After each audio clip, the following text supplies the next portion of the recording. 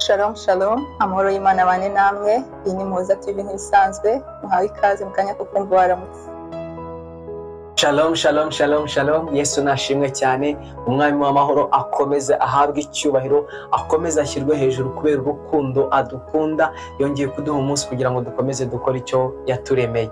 Uyu ni Muhoza Olivier muri gahunda waramutse. Uyu munsi Imana yamaye amagambo yo kukubwira wowe ufite ibibazo, wowe ubona ibintu by'ibibazo hirya no hino ukabona birakugoye ndetse biruta ubushobozi bwawe, biruta imbaraga zawe, biruta ubwenge bwawe. Hari ikintu Imana yambwiye kukubwira. Amen.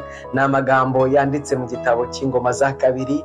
Ni inkuru y'umwami witwa Yehoshafati. Yari ari ku ngoma amera nk'ugiye guterwa, aterwa n'ingabo nyinshi z'ibihugu byinshi, Abamowabu n'abandi benshi bagambira kumutera, bafite ingabo nyinshi ziruta ize kure. Ariko reba ibanga yakoresheje, umva isengesho Yehoshafati yasenze imbere y'Imana. Yaravuze ngo Mana yacu, niwakwemera kubahana, nta mbaraga dufite zarwanya izo ngabo nyinshi ziduteye, kandi tubuze uko twagira, ariko ni wowe duhanze amaso. Umva 14 ikintu cyahise kiba. Maze umwuka w'Uwiteka aza kuri Yahazaheli mwene Zakariya mwene Benaya mwene Yeyeli mwene Matanayi mwene w'umurewi wo muri bene Asafu, aho yari ari hagati mu iteraniro. Amen. Umva ikintu cyabaye. Aravuga ati, nimwumve yemwe Bayuda mwese, namwe baturage b'i Yerusalemu, nawe mwami Yehoshafati, uko niko Uwiteka avuze, mwitinya kandi mwe gukurwa umutima n'izo ngabo nyinshi, kuko urugamba atari urwanyu ahubwo ni urw'Imana. Amen. Umva ikintu cyabaye. Ejo muzamanuke mubatere, dore barazamuka ahaterera hasi Isesi, muzabasanga aho ikibaya giherereye mu butayu bw'Iyuweli. Amen. Muri iyo ntambara nimuzagomba kurwana, muzahagarara mwiremere inteko gusa, mwirebera agakiza Uwiteka azabaha yemwe Bayuda n'ab'i Yerusalemu. Ngo muri iyo ntambara nimuzarwana. Umvishe umuhanuzi ikintu yabwiye Yehoshafati. Yehoshafati yarasenze abwiza Imana ukuri, aravuga ngo Mana yacu, ingabo ziduteye zituruta ubwinshi, ubwacu nta kintu twakora uretse kugutakira. Amen. Igihe kirageze ngo giving up, ugureke imbaraga zawe byaranze, ubwenge bwawe byaranze. Igihe kirageze ngo ukubita amavi hasi utakira Imana.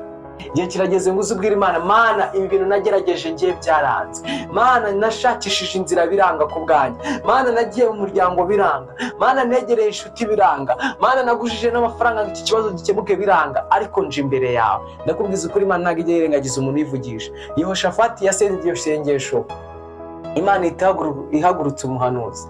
Umvishe umuhanuzi ikintu yavuze. Yarababwiye ati, muhaguruke mugende mubatere, ngo kandi ntabwo muzigera murwana, kuko iyi ntambara atari iyanyu. Ndagira ngo ngo intambara urimo nuza ukegera Imana ugasenga Imana, Imana irakwereka buryo ki iyo ntambara atari iyawe, ahubwo ari yije kwirwanya. Amen. Ari yije kwirangiza. Amen. Yarababwiye ngo mwebwe gusa murihagarara mwireme inkike, muze kureba ukuntu Imana iri butanga agakiza. Amen. Ukuntu Imana iri bubatsindishirize. Ukeneye ko Imana igutsindishiriza, ukeneye ko Imana ikurwanira. Uyu yari umwami.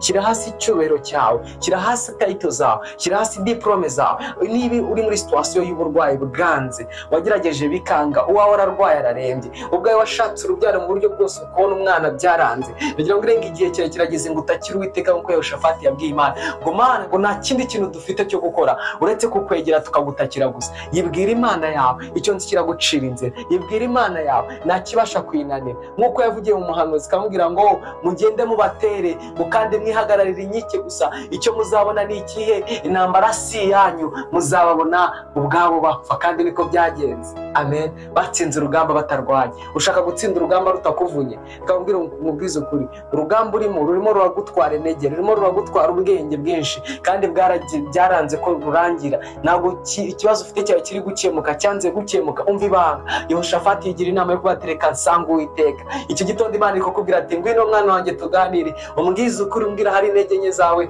nze kurwanirire, uhagarare urebe agakiza ndi buguhe. Imana yamwishe ashaka kukuzanira agakiza, ukirebera igutabara. Ibyo bibazo byawe ubona byananiye ubushobozi bwawe, byananiye ubwenge bwawe. Yehoshafati ingabo yari afite ntabwo zari gushobora guhangara ziriya ngabo zari zimuteye. Yari afite ingabo nke ugereranyije n'abari bamuteye, ariko yaravuze ngo ni benshi cyane kuturuta, ariko nta kindi kintu twakora uretse kuza gutakira Imana. Imana irangije yumva gusenga k'umuntu uciye bugufi. Yari umwami ariko aca bugufi. Iga guca bugufi imbere y'Imana, uyibwize ukuri, ibwira ati, Imana, I tried my best best but it's not working. I need your help. I need you to be with me. Nkeneye kubana nanjye, nkeneye kuncira inzira, nkeneye kunshoboza. Byose ukaza ukabwiza Imana ukuri ukayibera open umutima wawe. Ndakubwiza kuri Imana izagucira inzira. Nkuko Yehoshafati yabonye igitangaza cy'Imana, iki gitondo wabona igitangaza cy'Imana. Nkuko Yehoshafati yabonye igitangaza cy'Imana, uko kwezi wabona igitangaza cy'Imana. Nkuko Yehoshafati yabonye igitangaza cy'Imana. Aya mezi asigaye kugira ngo umwaka urangire, Uwiteka yakurwanirira. Iyo ntambara ari kugwa yakakubwira ati intambara hagarara urebe ngo utsindira si yawe. Amen. Imana ibagirire neza, mumenye ko intambara muri kurwana atari izanyu. Mupfukame ku mavi yanyu mwinginge Uwiteka azabarwanirire murebe agakiza ukuntu gataha. Shalom shalom. Imana ibahe umugisha. Komeze mugubwe neza, komeze wizere Imana. Kristo ari mu ruhande rwawe nkuko yumvishe isengesho rya Yehoshafati. Uyu munsi yumva isengesho rya ry'ibyakunaniye abikemure.